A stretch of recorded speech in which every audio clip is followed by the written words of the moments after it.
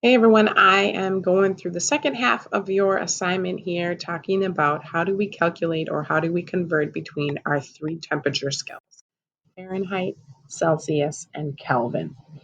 Um, so the three equations are listed above. Any of you who are new to Science 9 for Part B this quarter, you're going to want to get in contact with your teacher so that you can get a hold of a reference folder that has these equations already listed on there for you. And you'll just go pick them up at the school, or your teacher can supply you with a digital copy of the reference folder. But that way you don't have to keep looking back at your notes to remind yourself of what these equations are. Everyone else who already has their reference folder, these are listed, right? The only one that you might want to convert to its alternate form is this one for Kelvin and Celsius. So if you were to solve for Celsius instead, you would just subtract 273 from Kelvin, right? So Celsius is equal to Kelvin minus 273. That would be your other equation. So this is one of the problems from your homework. So if you pay attention to this, you get a free answer. Your parents order an oven from England. The temperature dial on the new oven is calibrated in Celsius. If you need to bake a cake at 350 degrees Fahrenheit in the new oven, what temperature should you set the dial? You might be wondering, why would my parents order an oven from England and get one that's in Celsius? That's ridiculous. That's kind of the point of this question, to be a little bit ridiculous, but what you're going to do is, using our guess method, you can still solve for these problems. At the very least, we should see some setup, see the equation, setup, and solution at the end of it. So the ESS part of it, but I'm going to go through all the steps in here. Those of you that are new to it, we use the guess method, which is an acronym for how we solve our calculations in science. So G stands for given. I need to know what's given to me in the problem. I know I have a temperature of 350 degrees Fahrenheit, which I've listed here, right? Temperature is 350. F is my unit. My U stands for unknown. What am I trying to solve for? Well, I'm trying to find a temperature as well, but I'm trying to figure out what it is in Celsius, right? So I'm going to have a temperature in Celsius at the end. How do I get there? So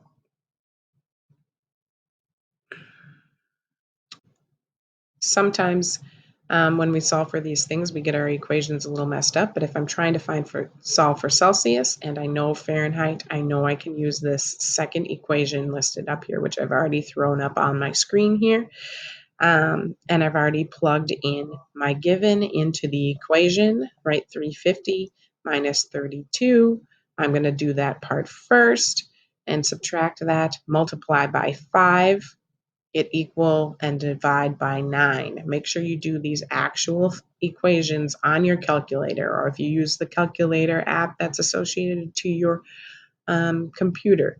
Make sure you actually perform this so you understand what you need to do in order to get your correct answer, which should be 176.67, and that's in Celsius, which I've already labeled over here on the side C. If you kept T over here, then you should say degrees Celsius in addition on the end, so you have your actual unit. So there are a couple ways you can correctly solve here. Again, another way of doing this is taking 350 minus 32, right? Get that calculation down and then go 5 divided by 9, hit equals, and then multiply that by the difference, right? So just make sure you know what you're doing. A lot of people just punch in the numbers and don't think about order of operations, or that sometimes our calculators are not that smart, and we have to tell them what to do. So double check that one.